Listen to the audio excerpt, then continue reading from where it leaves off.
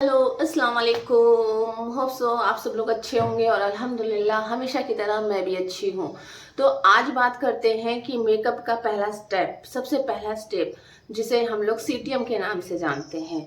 तो what is CTM? CTM अक्सर लोग सोचते हैं सीटीएम बहुत बड़ी चीज़ होगी। जब मैं नई नई इस फील्ड में आई मेकअप आर्टिस्ट में, तो मुझे जब कहा गया कि पहला स्टेप सीटीएम होता है, तो मैं सीटीएम में सोचती थी सीटीएम क्या चीज़ हो, मैं मतलब सोचती थी बहुत बड़ी चीज़ होगी या कोई बहुत बड़ा प्रोसेस होगा। तो लेकिन ऐसा कुछ नहीं था, ये सीटीएम ही है जो आपका पहला स्टेप ही अगर आपका अच्छा हुआ, बेस्ट हुआ, तो आपका हर स्टेप आपका 100% अच्छा ही जाएगा।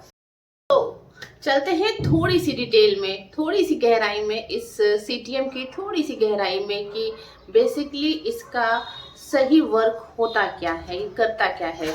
तो सबसे पहले आते हैं सी यानी कि क्लिनजिंग पे। And sorry for background noise, हमेशा की तरह मैं कहती हूँ मैं अवॉइड नहीं कर सकती, सो प्लीज़ थोड़ा सा अवॉइड आप लोग करिएगा। एनीवेज, तो सीटीएम का पहला सी यानी कि C for cleansing. Cleansing actually basically main चीज़ होता है कि आपके मेकअप स्टार्ट करने से पहले आप अपनी स्किन को क्लीन करना। और क्लिनजिंग मिल्क ही एक ऐसी चीज़ होती है जो आपकी स्किन को क्लीन तो करती करती है, बट वो डीप वे में क्लीन करती है। तो ये नहीं कि आपने जस्ट क्लिनजिंग लगाया और आपने पोंछ दिया, नहीं, ऐसा नहीं करना है आपको। अच्छे से किसी भी अपने क्लाइंट का या आप अपना खुद का भी अगर सीटीएम कर रहे हो, तो सबसे पहले अच्छे से क्लिनजिंग करके अच्छी क्वांटिटी में लेके थोड़ी देर आप उसका मसाज कर लीजिए।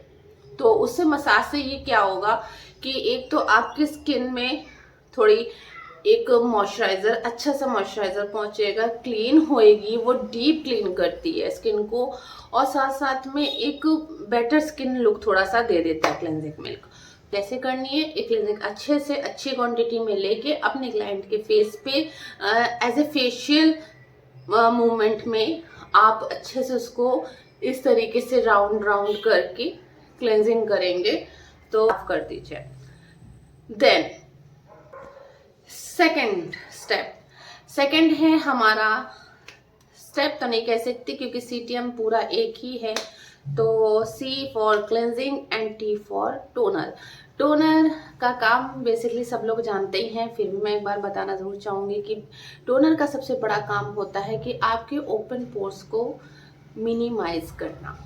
तो आपका जब मेकअप से पहले अगर आप टोनर का यूज़ करते हो, तो टोनर का अप्लाई करना इसलिए ज़्यादा इम्पॉर्टेंट हो जाता है कि टोनर ही एक ऐसी चीज़ है आपके जो है मिनिमाइज करता है आपके ओपन पोर्स को। और जब आप कोई भी बेस लगाते हो आफ्टर प्राइमर के, तो वो बिल्कुल ओपन, क्योंकि ओपन पोर्स जो है वो मिनिमाइज हो चुके होते हैं, छोटे हो चुके होते हैं। उसके बाद जब आप लास्ट में प्राइमर लगाते हो, तो प्राइमर से वो पूरे जो छोटे ओपन पोर्स भी जो होते, थोड़े जो मिनिमाइज हो चुके होते हैं, छोटे होते हैं, वो भी काफ़ी हद तक वो फिल हो जाते हैं। तो दैट्स वाई जब आप कोई फाउंडेशन अप्लाई करते हो तो वो उतना ही स्मूथ और उतना ही अच्छा लगता है। तो होप सो आपको टोनर का भी कंफ्यूजन खत्म हो गया होगा कि टोनर क्या वर्क करता है। चलते हैं अपने तीसरे, देन आते हैं हम अपने मॉइस्चराइजर पे। अच्छा, मॉइस्चराइजर लोग इस क्रीम को प्रेफर कर रहे हैं जो आपकी सॉफ्ट निविया है। सो ये मैं कोई मतलब ब्रांड का प्रमोट नहीं कर रही हूँ, और बस क्योंकि यूजली ज़्यादातर यही यूज़ करते हैं मॉइस्चराइज़र के लिए, क्योंकि लाइट वेट क्रीम है, लाइट वेट मॉइस्चराइज़र क्रीम है। सो इसका मतलब किसी तरीके की कोई चिपचिपाहट, कोई स्टिकनेस या कोई हैवीनेस नहीं लगती है। सो इसके लिए सब और भी मार्केट में बहुत सारे ब्रांड हैं, बहुत सारी चीज़ें हैं, तो आप अपने अकॉर्डिंग अपनी चॉइस की आप यूज़ कर सकते हो। तो मॉइस्चराइज़र का काम क्या होता है कि आपकी स्किन को स्मूथ बनाता है, प्यारा बनाता है और एक सिल्की वे पे ले जाता है। सो होप सो आपको समझ में आ गया होगा कि व्हाट इज सीटीएम। तो चलती हूँ फिर एक दूसरे स्टेप के साथ, इंशाल्लाह फिर आपसे मिलती हूँ।